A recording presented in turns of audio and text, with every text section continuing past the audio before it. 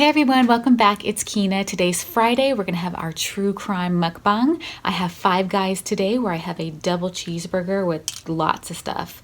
If you guys have never been to Five Guys, you order a burger or a hot dog and then you load it up with as many ingredients as you want at no charge.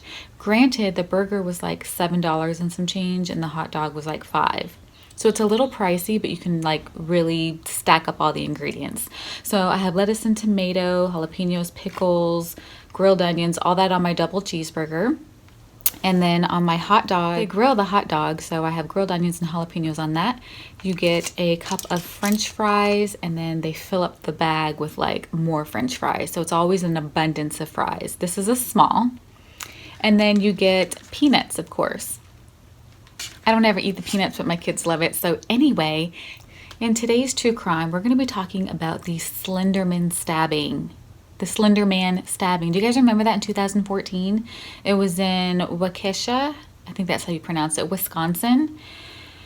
Oh, this story is so sad. It is about two 12-year-olds who took their playmate into the forest, their classmate, their friend, and stabbed her 19 times. We're going to talk about why they did it, how they were tried, the whole nine. So if you like true crime videos and you like food, please give this video a thumbs up and consider subscribing to my channel. Why not? Let's get into it. This all starts with Slenderman. If you don't know who Slenderman is, he is a fictional character in like horror stories where he's very thin, unnaturally tall, humanoid who wears a black suit, and he abducts and stalks and traumatizes children.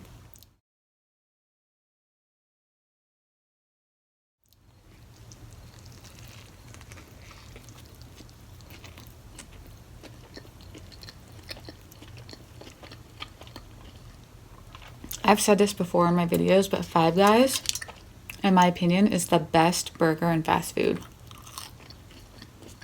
Hands down.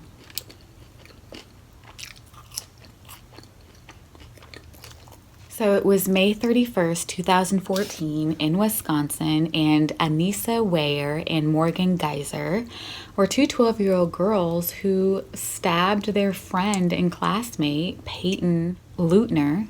They stabbed her to death, and the reason why is so insane. So the two girls who did the stabbings were Anissa and Morgan. The victim here is Peyton. Anissa and Morgan were having a sleepover one night, okay?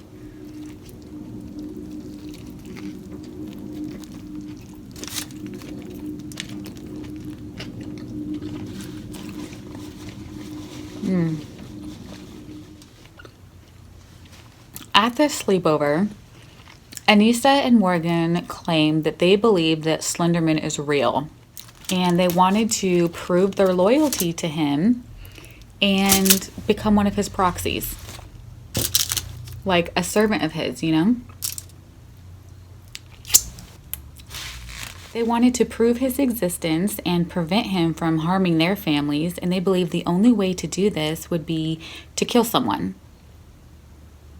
Once they killed someone, then they would become his servant. They'd live with him in his mansion, like in the forest, and live happily ever after, I guess. So they were like, we need to kill somebody, and they came up with a plan.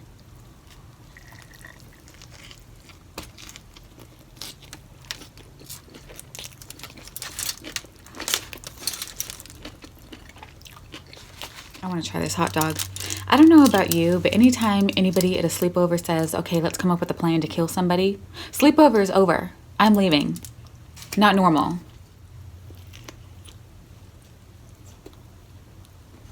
Something wasn't right.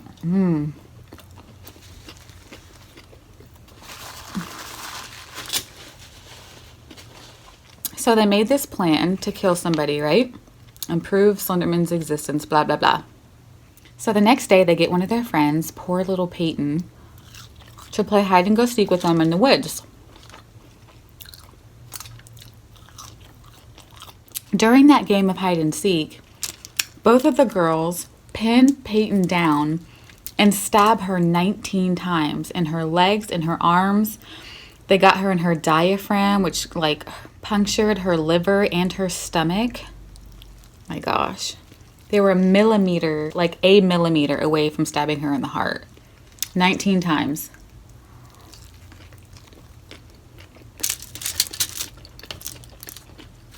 With a kitchen knife.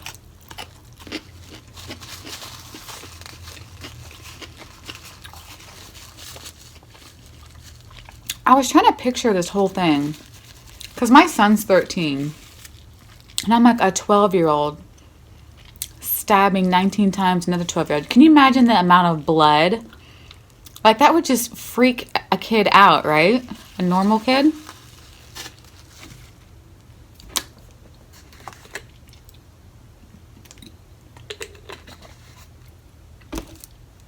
Like, I can't even imagine what was going through Peyton's mind as she was getting stabbed by her own friends. So after they stabbed her 19 times, they told Peyton that they were going to go get some help. But instead, they just left.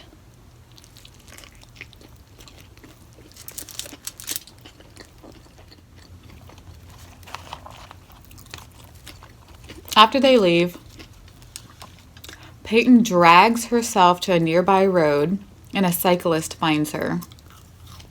So she survives. The man, Greg Steinberg. Thank God for you, Greg. Finds Peyton and gets her to a hospital where she's hospitalized for 7 days before being released.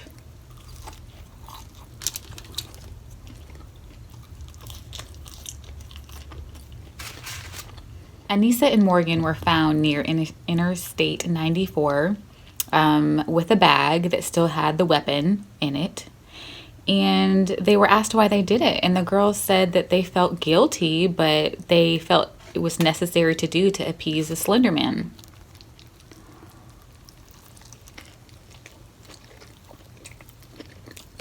They believe this character was real and would harm their families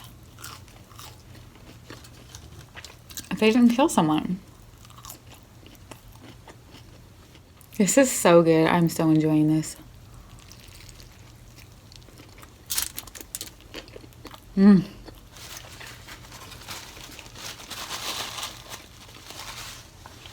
So, Peyton didn't go back to school for 3 months, not until September. If my own friend stabbed me, I wouldn't go back to school ever till like college. I would trust no one.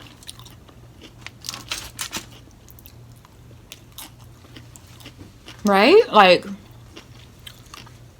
I'd always be looking over my shoulder. I wouldn't play with anyone. Hide and seek is over. I'll never play that again. Like, traumatized. 3 years later, in 2017, Anissa pleaded guilty to being party to second-degree murder. A jury then found her not guilty based on mental illness.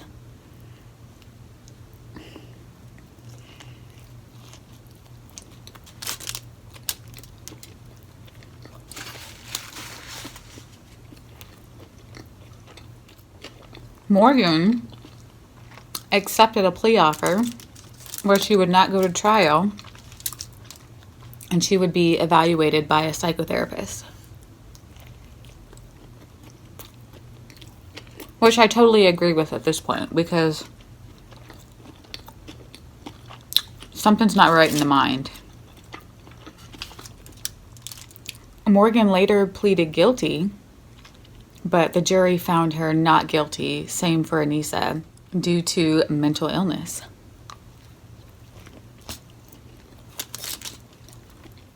Anissa was sentenced to 25 years to life, involving 3 years of locked confinement and involuntary psychiatric treatment until she's 37 years old.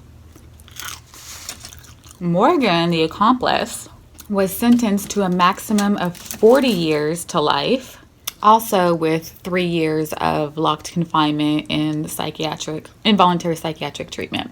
That's until she's 53.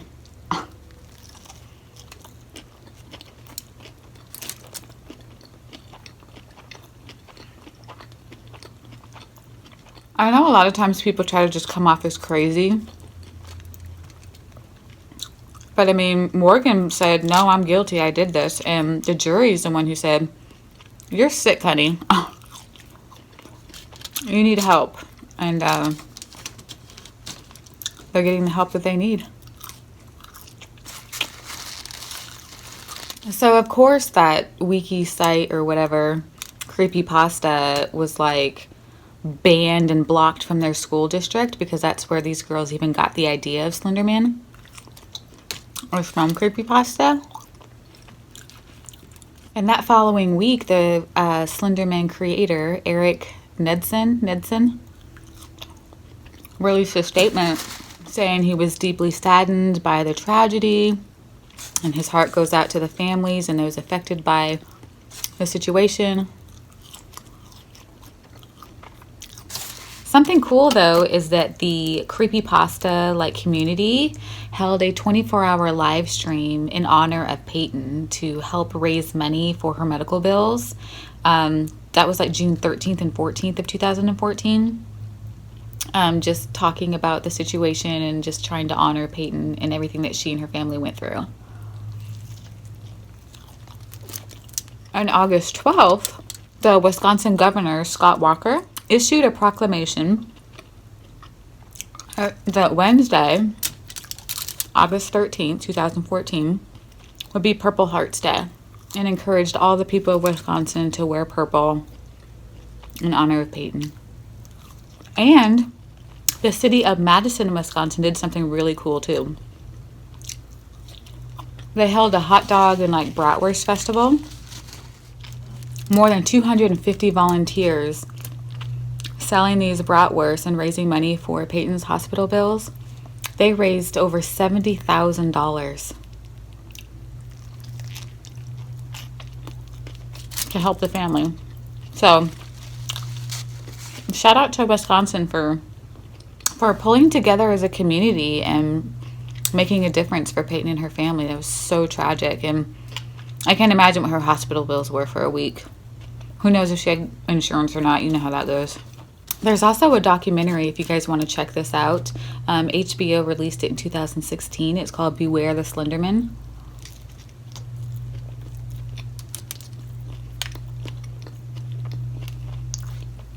If you wanted to get more details about what happened.